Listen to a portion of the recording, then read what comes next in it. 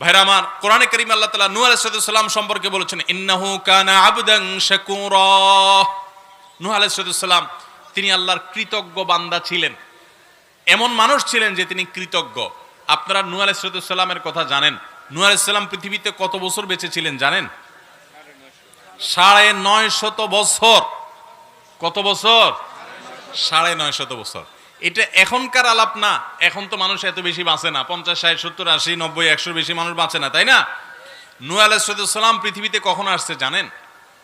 নূহ আলাইহিস সালাম আমাদের নবী সাল্লাল্লাহু আলাইহি সাল্লামেরও হাজার হাজার বছর আগে আসছেন। কত হাজার বছর আগে আসছেন একমাত্র আল্লাহ ভালো জানেন। তবে নূহ আলাইহিস সালামের পর পৃথিবীকে আল্লাহ তাআলা পুনরায় নতুন করে সাজিয়েছেন, বিন্যস্ত করেছেন। এই পুরা পৃথিবীকে ধুয়ে মুছে মহাপ্লাবনে, বন্যায়, মহাবন্যায় গোটা পৃথিবীকে ডুবিয়ে নিমজ্জিত করে সব পৃথিবীর বেশিরভাগ মানুষ কুফরিত নিমজ্জিত হয়েছে। একটা মিনি কিয়ামত দিয়ে গোটা পৃথিবীকে শেষ করেছেন। একটা বিশাল বড় জাহাজে নূহ আলাইহিস সালামের সাথে যারা ঈমান আনছেন হাতে গোনা কয়েকজন, তাদের সংখ্যা সম্পর্কে মুফাসসিরগণ অনেকে অনেকটা বলেছেন। সব মিলিয়ে 100-র নিচে ছিল তাদের সংখ্যা। এবং কিছু প্রাণীকুল জোড়ায় জোড়ায় আল্লাহ তুলতে বলেছেন, তাদেরকে ছাড়া বাকি সবাইকে শেষ করেছেন। নূহ আলাইহিস সালাম ইব্রাহিম আলাইহিস সালামেরও আগের, মুসা আলাইহিস সালামেরও আগের, ঈসা আলাইহিস সালামেরও আগের, দাউদ আলাইহিস সালামেরও আগের, সুলাইমান আলাইহিস সালামেরও আগের, আমাদের নবী সাল্লাল্লাহু আলাইহি সাল্লামেরও আগের, অনেক আগে। এই নূহ আলাইহিস সালাম 950 বছর নিজের জাতিকে দাওয়াতের কাজ করেছেন। এই যে একটু আগে বললাম, এলাকার মানুষের উপকার করলে অনেক সময় এলাকার মানুষ অকৃতজ্ঞ হয়, নাশকরি করে, পারলে যে উপকার করছে তার আরো ক্ষতি করে। আছে না নাই এরকম নাশকর? সব যুগেই ছিল। এই নাশকরকারীরা নিজেদের কপাল পড়ে, আর কারোর কপাল তারা পুড়তে পারে না।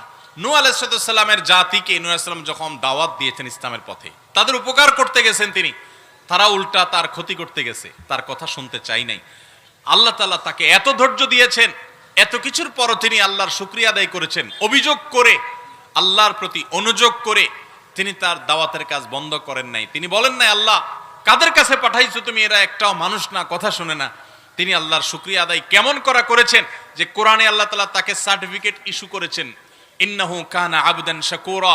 নিশ্চয় নূহ তিনি আল্লাহর কৃতজ্ঞ বান্দা ছিলেন। এত বড় পরীক্ষা নিয়েছেন, গোটা সমাজ তার উল্টা, গোটা সমাজ তার বিপরীত, এরপরেও আলহামদুলিল্লাহ বলতে ভুল করতেন। আমাদের তো একটু সামান্য বিপদ আসলেই আমরা অস্থির হয়ে, ব্যাকুল হয়ে, শুকরিয়া আদায় করা তো দূরের কথা, আল্লাহর ব্যাপারে আমরা অভিযোগ করি, ঠিক না ঠিক? নূহ আলাইহিস সালাম এত পরীক্ষা আল্লাহ তাআলা তাকে নিয়েছেন, সুবহানাল্লাহ, এত বিপদ, এত কষ্ট, এরপরেও আলহামদুলিল্লাহ বলেছেন, আল্লাহ শুকর আদায় করেছেন, তাই না? আইয়ুব আলাইহিস সালাম, কোরআনে আল্লাহ তাআলা তার আলোচনা বিভিন্ন জায়গায় করেছেন। এত অসুখ দিয়েছেন, এত কষ্ট, অসুখের যাতনা, কষ্টে ভয়াবহ একটা অবস্থা, দুর্বিষহ একটা পরিস্থিতির মধ্যে পড়েছেন। এত কষ্ট ছিল, এরপরেও ওই অবস্থায়ও আল্লাহর শুকরিয়া আদায় করতেন, আল্লাহর কৃতজ্ঞতা আদায় করতেন, অবনত হয়ে থাকতেন এবং বলতেন, রব্বি আন্নী মাসসানিয়াদ দুররু ওয়া আনতা আরহামুর রাহিমিন। ও আমার রব, আমার অসুখ আমাকে স্পর্শ করেছে, অসুখ আমাকে পেয়ে বসেছে, আর আপনি তো সবচেয়ে বড় দয়াশীল, সবচেয়ে বড় অনুগ্রহকারী, আমার প্রতি রহম করেন। কোনো অভিযোগ নাই, আল্লাহর কাছে অনুনয় বিনয় করে দোয়া করেছেন। এই দোয়া করার পর আল্লাহ তাআলা তার অসুখ ভালো করে দিয়েছেন। আমাদের যে সমস্ত ভাই বোনদের অসুস্থতা কাটে না, তারা আইয়ুব আলাইহিস সালামের এই দোয়াটা পড়বেন, রব্বি আন্নী মাসসানিয়াদ দুর ওয়া আনতা আরহামুর রাহিমিন। ও আমার রব, ও আমার পালনকর্তা, আমাকে অসুখে ধরেছে, আর আপনি তো সবচেয়ে বড় রহমশীল, সবচেয়ে বড় দয়ালু, সবচেয়ে বড় মায়ালু, আপনি তো অতিশয় দয়া করেন আল্লাহ, তার মানে আপনি আমার অসুস্থতা ভালো করে দেন। এই দোয়াটা আল্লাহর কাছে নিবেদন করবেন বিনয়ের সাথে, অভিযোগ না, অনুযোগ না, আল্লাহর কাছে শুকরিয়া আদায় করবেন, সবর করবেন। রব্বি আন্নী মাসসানিয়াদ দুররু ওয়া আনতা আরহামুর রাহিমিন। ঈমানদার সুখে তো শুকর আদায় করবেই, দুঃখেও শুকর আদায়। আমাদের চরিত্র হলো, সুখ যখন আল্লাহ তাআলা দেন তখন আমরা আল্লাহর শুকর আদায় না করে নিজের ক্রেডিট জাহির করি, নিজের কৃতিত্ব জাহির করি, আছে না নাই? একটা লোক অনেক কষ্ট টষ্ট করে কিছু টাকা পয়সা কামাই করছে, কিছু ঘরবাড়ি হয়েছে, কিছু জমি জমা হয়েছে, ব্যবসা বাণিজ্য হয়েছে, বিদেশ গেছেন, অনেকদিন বিদেশ করার পর অনেক কিছু করতে পারছেন। যদি জিজ্ঞাসা করে কেউ, ভাই এত কিছু যে করছেন কেমনে, কিভাবে এত কিছু করলেন, তো অনেক লোক নিজের গল্প শোনানো শুরু করে। ভাই জানেন না, মাথার গাম পায়ে ফেলে আজ এ পর্যন্ত আসছি, এমনি এমনি আসি নাই ভাই। বলে কি বলে না? তার মানে আমি যা করছি, যা দেখছেন, এই সবগুলো আমার মাথার গাম পায়ের ফসল। আমার কথা হলো, ওরে ভাই, তোমার চাইতে আরো বহু বেশি কষ্ট করা মানুষ রাস্তা রাস্তায় এখনো ঘুরতেছে, কিছু করতে পারে নাই, আছে না নাই? অনেক লোক আছে যে 2, 5, 10 বছর বিদেশ করার পর অনেক কিছু করে ফেলছেন। আরে ভাই, আপনার চাইতে আরো বেশি দিন বিদেশ করার পর কিচ্ছু করতে পারে নাই এমন বহু লোক আছে না নাই? তাহলে শুধু পরিশ্রম দ্বারাই যদি হতো, তাহলে তার কেন হলো না?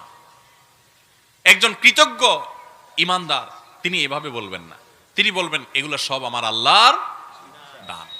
বাংলাদেশের প্রথম সারির একজন ব্যবসায়ী 1, 2, 3 যদি আনেন তো 3-এর মধ্যে পড়বে, আমি নাম বললাম না।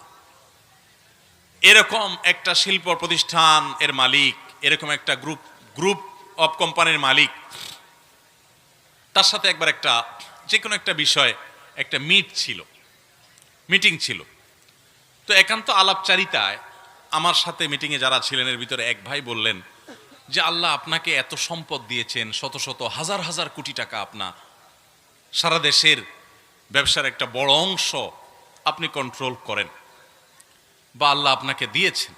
তো এই যে এত বড় ব্যবসা, এত বিশাল পর্যায়ে আল্লাহ তাআলা আপনাকে ব্যবসা করার তৌফিক দিয়েছেন, আপনি একটু আমাকে হিস্ট্রিটা যদি বলেন, আমি সেটার রেকর্ড নিয়ে একটু বই করতে চাই, যাতে তরুণ যারা উদ্যোক্তা আছে তারা অনুপ্রেরণা পায়, তারা যেন শিখতে পারে যে কিভাবে ব্যবসা বাণিজ্য ডেভেলপ করবে, কিভাবে উদ্যোক্তা হিসাবে সাকসেস হবে। আপনার সাকসেস স্টোরি, আপনার সিক্রেটস গুলো একটু আমাদেরকে জানাবেন, তাহলে আমরা বই প্রকাশ করতে চাই। এটা আমার সাথে থাকা একজন আরেক গুরুত্বপূর্ণ ব্যক্তি তিনি বলেছেন। তো আমি তো হুজুর মানুষ, মাঝখানে বসে তাদের আলাপ শুনছি। আমি চিন্তা করলাম, দেখি কি সিক্রেট, হাজার হাজার কোটি টাকার ব্যবসা বাণিজ্য, এত বড় বড় প্রতিষ্ঠান আল্লাহ তাআলা দিয়েছেন। তো এতগুলো প্রতিষ্ঠান আল্লাহ দিয়েছেন, এত টাকা পয়সা দিয়েছেন, নিশ্চয় মায়ের পেট থেকে এতগুলো নিয়ে আসেন না। মায়ের পেট থেকে তো দূরের কথা, ঢাকা শহরে এত টাকা নিয়ে আসেন নাই, কিন্তু আল্লাহ এখন এত কিছু দিয়েছেন। কি সিক্রেট এত অল্প সময়ের ব্যবধানে, মানে আরেক জেনারেশন পর্যন্ত যাওয়া লাগে নাই, নিজে আইসাই 20, 30, 40 বছরের মধ্যে ব্যবসা বাণিজ্য করে এত দূর এগিয়ে গেছেন, কি সিক্রেট? তো ওই ব্যবসায়ী ভদ্রলোক তিনি জবাবে মুস্কি হেসে দিয়ে বললেন, দেখেন সত্যি কথা বলতে কি, এই যা দেখছেন আমার চেষ্টা সাধনা ছিল, চেষ্টা তো কত মানুষই করে, মূলত আসল সিক্রেট হলো, আসল রহস্য হলো যে এই সব কিছু আল্লাহ তাআলা আমাকে অনুগ্রহ করে দিয়েছেন। আমি থ্যান্ডার্ড হয়ে গেলাম, শুনে অবাক হয়ে গেলাম। সুবহানাল্লাহ, এত বড় ব্যবসা প্রতিষ্ঠানের মালিক হওয়ার পরও আল্লাহর প্রতি এভাবে কৃতজ্ঞতা আদায় করতে জানে, এটাও তো একটা ব্যাপার। হ্যাঁ, বিশাল বড় হসপিটালের মালিক, বিশাল বড় প্রতিষ্ঠানের মালিক, নিশ্চয়ই আল্লাহ তাআলা তাকে সেই শুকরিয়া আদায় করার মানসিকতাটা দিয়েছেন। অন্তত আমার সামনে তো তাই হয়েছে। তো এই যে ঘটনা, এই ঘটনা থেকে আমি পরে বিভিন্ন সময় একান্ত আলাপচারিতা আমি বলি, নাম উল্লেখ করা ছাড়া বলি, যে আল্লাহ সুবহানাহু ওয়া তাআলা মানুষকে যা দেন, মানুষের সেখানে নিজের ক্রেডিটের জাহির করা, এটা হলো মূর্খতা, অজ্ঞানতা। মানুষ চেষ্টা করতেই পারে, কিন্তু দেওয়ার মালিক কে?